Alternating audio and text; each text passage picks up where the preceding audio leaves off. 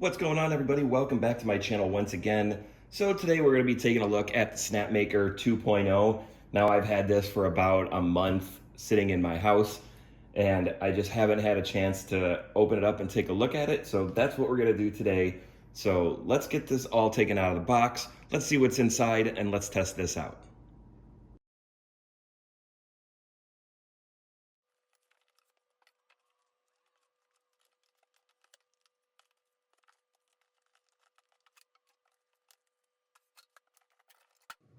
So I got this all taken out of the box, and as you can see, this was extremely well packaged. Everything came in its own separate box. The filament, the tool heads, the touchscreen, the platform, the power module, everything came separately packaged in its own box. So overall, that right there is probably the best packaging I have seen on one of these machines so far. Now I'll go ahead, I'll get this all put together.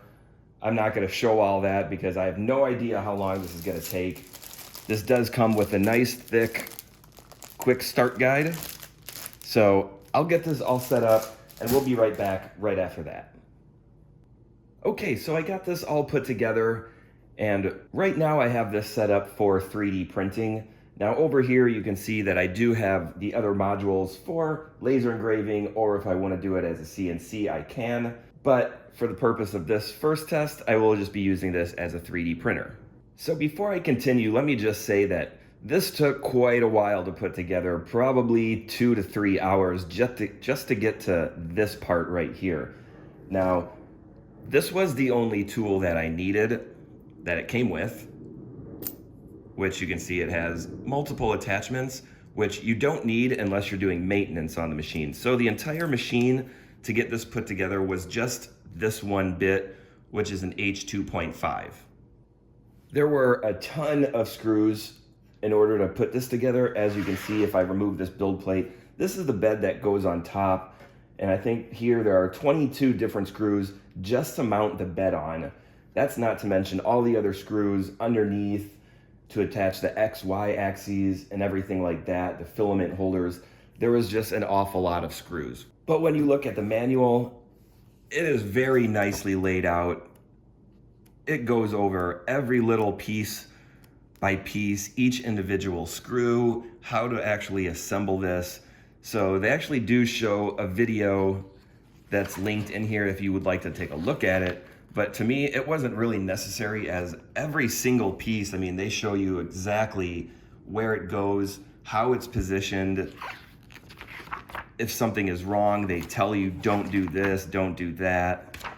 So to me, I mean, this was probably the nicest manual I've ever seen for a machine like this to put together. So since I'm set up already for 3D printing, I might as well go ahead and do a test print on that first, just to see how that performs. And after that, we'll move on to the CNCing and the laser engraving. And when I do that, I will have to remove this bed and pop on either the laser one or the CNC one, which you can kind of see in the back over there, and swap them out in order to use that, along with the module on top too. So this will take a little bit of time to switch between each one if that's what you're wanting to do. But let's jump right into this. Let's get this turned on. I'm gonna get a file transferred over from my computer using their software, and let's try a print. So in order to turn this on, there is just a switch in the back of this power module. I can flip that on, and this is an extremely quiet machine. You can see the touchscreen right here is booting up. Now I already went ahead and I leveled this already. I loaded in the filament, so it's all set to go, so I don't need to do that again. But let me go jump over to my computer. I'll get a file transferred and we'll see how this prints. So I've already downloaded their SnapMaker Luban. I can click on that, and now I have their workspace. And I can move this around, I can rotate it. But I'm gonna go ahead, I'm just gonna load in a file of a new license plate that I designed for myself. And here you can see that it's for my channel name, and it's a little bit too big if I already have it oriented this way. So I will go into Move and auto arrange this. And now you can see that this will fit perfectly in the bed area. So I'm going to go ahead, I'm just going to do this as fast print. They have smooth, precise, so based on which one you print, it will take a little longer. It will do different layer heights, speeds. I'm just going to keep this at fast just for the sake of this video. And I'll go ahead and I'll generate the G code. So here I have this little slider. I can adjust this to see the actual preview of how this is going to look. And when I'm happy with that, I can go ahead and click Export. And I can go ahead and click Load G-Code to Workspace. I can click on Wi-Fi. I can click on Mine and click Connect. And you do have to confirm the Wi-Fi connection to continue this. So from here, up in the top right, you can see G-Code Files, and I can click Send to Device. And that file has been sent. So back over on the screen, it says, do you want to start this job now? I'm just going to go ahead and click yes, and we'll get this all started. So here you can see the nozzle temperature, the bed temperature, and how long it's been. So this is preheating right now. This nozzle temperature heated up in probably about 30 seconds all the way up to temperature. The bed is taking a little bit longer.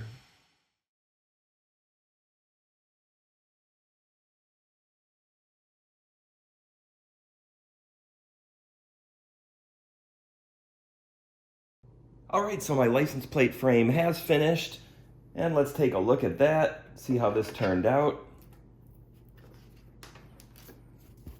This is a flexible, removable plate. Let's see if I can get this pried off.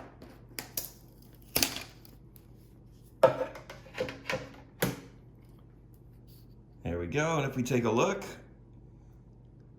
I think that came out really well. This did take quite a while to print. It did take just over 5 hours. I think it was like 5 hours and 14 minutes. But I am happy with the results. So moving on, we're gonna move into, we'll try out the laser engraving.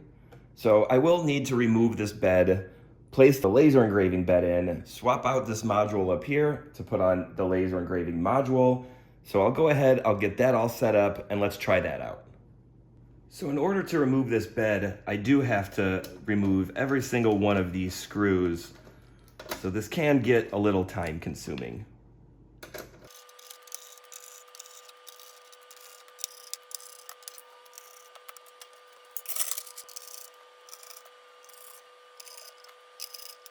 I also need to remove this module and place the new one on there.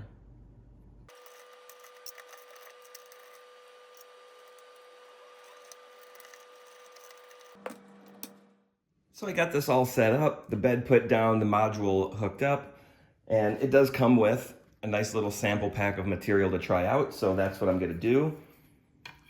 And it even comes with these little silicone plugs here to hold down your piece.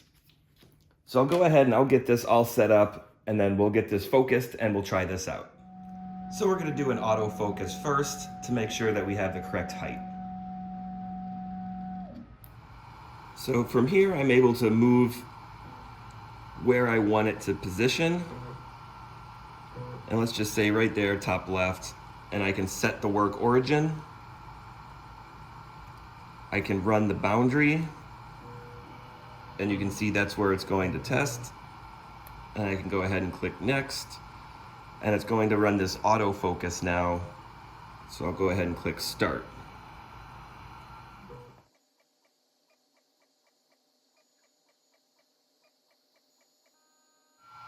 So now that the focus has completed, I can calibrate the camera that is built in.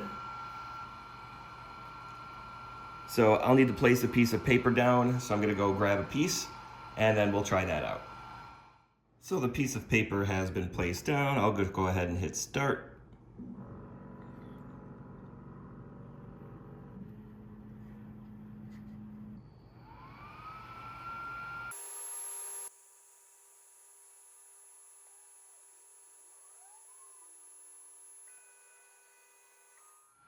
So now that I have this all calibrated and set up, I'll head over to my computer, get a test piece set up, and let's get this tried out. Okay, so here I am back in the SnapMaker software, and I'll just go into New Project. I'll click Laser 3-axis. I'll click Confirm as that's the right size. And I'm just going to load in this image of Homer from The Simpsons. And if I go into Camera Capture, I can add the background in, click Start, and it will show my workpiece that I have laid out already on there. Now this does take a second for it to generate all the images for the background.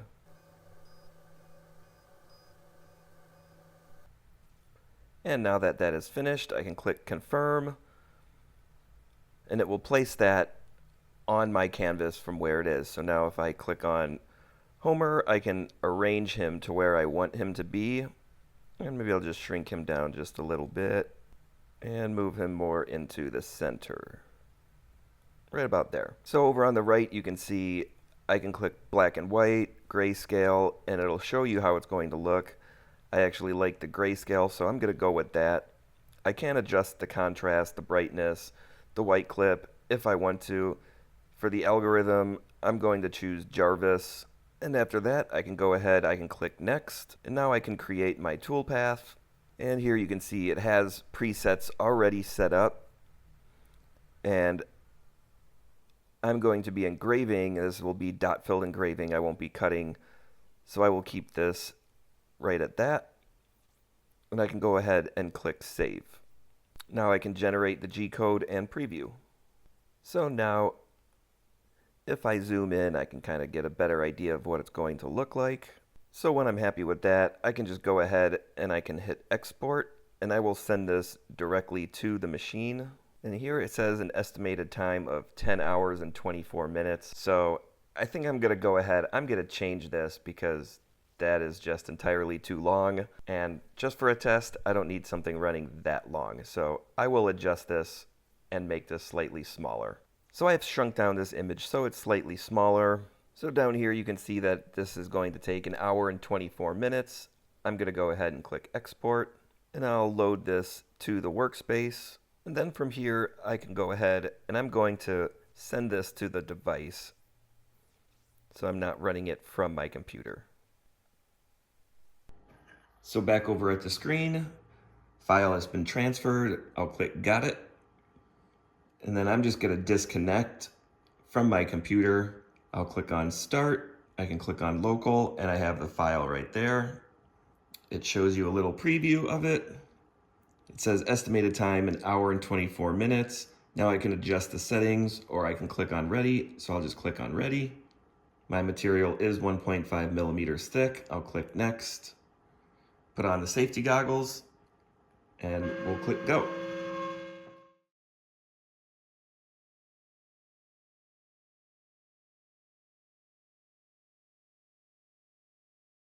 So this engraving has finished, and originally it said it was going to take an hour and 24 minutes, but as you can see, it only took 28 minutes. Well, 29. So let's take a look at this and let's see how this turned out. I will power this down so you don't hear this. I'll remove these little silicone pads.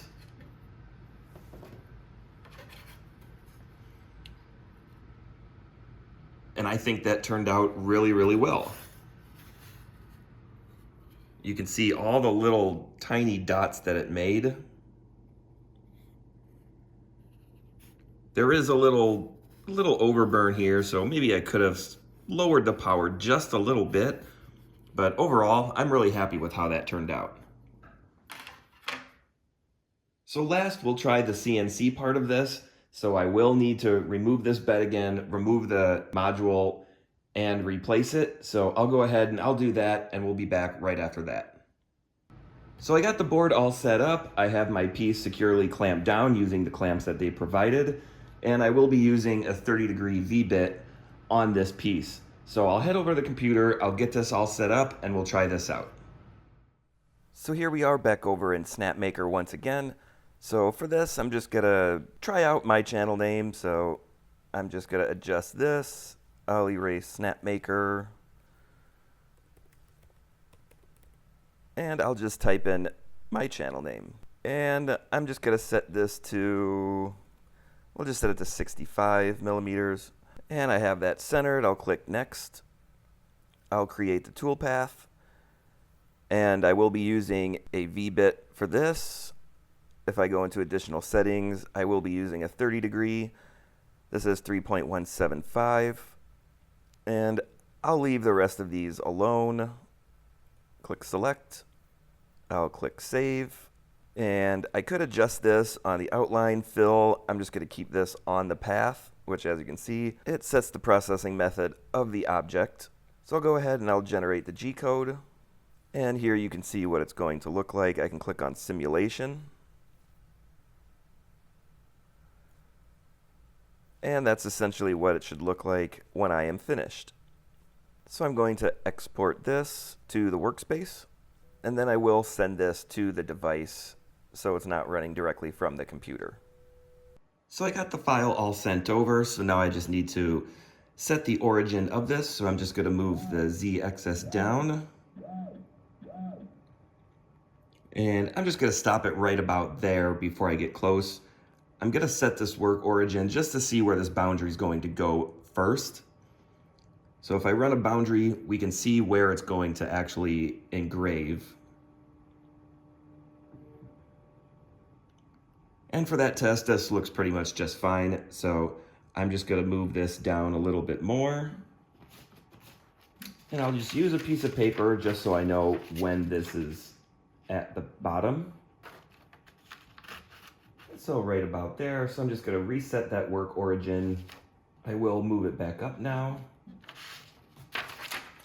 And now if I go to work origin, it goes right back to where I want it. So now all we need to do is hit start and we'll see how this works.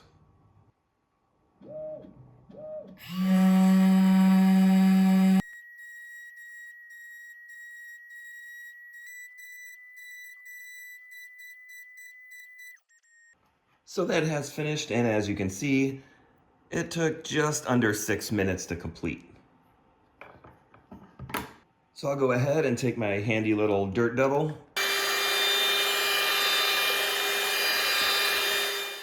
There we go. Now let's get this removed and let's take a look.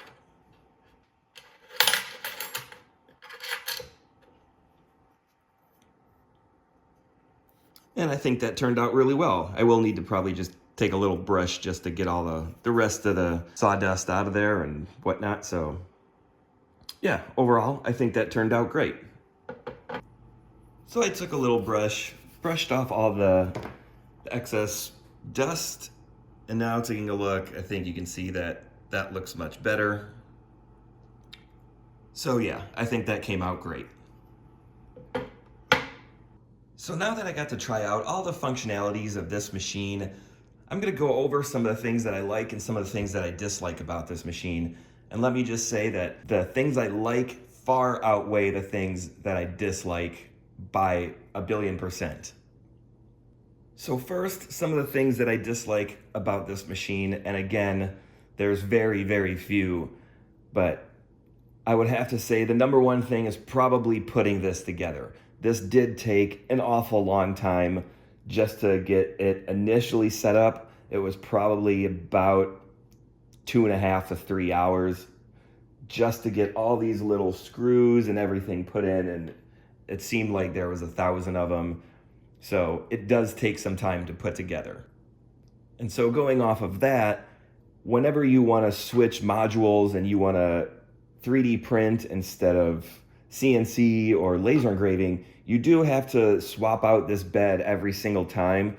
And that does get time consuming to unscrew every single screw, swap it back in, unplug the cord, swap out the module up top. So yeah, this does take some time to use the different tools. I don't really care for how these cords are all kind of sticking out the side of the machine. And also the whole power supply isn't attached to the machine itself. So, I mean, I get why they do it. It has its ups and downs, but I think to make it a little bit cleaner, maybe they could have had the whole machine enclosed with the power module inside of it or something. I'm not really sure, but it just kind of looks funny with cords kind of flying all over the place. I think the only other thing that I dislike about this machine is actually really not that big of a deal. It's just the software itself. Now, when I was using it to do the laser engraving and I actually had the camera calibrated, when I had it set up on my computer, once I transferred the file over, it actually moved all the way to the top right instead of where it was actually located on there. So it could just be because that I did it offline and not directly through the computer, as I just transferred it directly to the machine itself. So I'm not really sure if that's a flaw or something, or maybe I did something wrong, which is definitely possible. But to me, I think some of the software could be a little bit better, or they could just say, hey, you know, if you're using the calibration software, make sure you're doing it on your computer. And because once you transfer it, you're not really keeping those coordinates. At least for me, it didn't, and it kind of just went wherever it wanted to. So I did have to go back, adjust where it's actually going to engrave, and then hit start. So now I'll go over everything that I do like about this machine. And first, let's just talk about the prints themselves. Now, I think the 3D printing mode, I think this came out great. I don't see an issue with it one bit. It did take a little bit of time, but I could adjust some settings. So down the road, yeah, sure. If I change some of the things, I could probably speed it up a little bit just to make it go a little quicker. But overall, it worked great. As far as the CNC, I think that worked perfectly. It did go up to, I think, 11,900 RPMs per minute, which it says it goes up to 12,000. I think I had it maxed, but yeah, it worked great. And for the laser engraving, I think it came out really, really well. It's not too deep, it's smooth. You can see all the fine little dots that it made. So overall, I think all three modules work really well on this. I really, really like the booklet that it came with. It goes over every little detail and every piece that you have on how to do each step.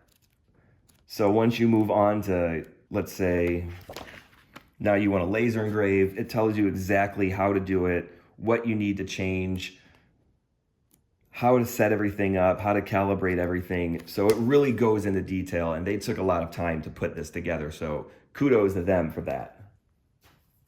I really like how everything came in its own separate box.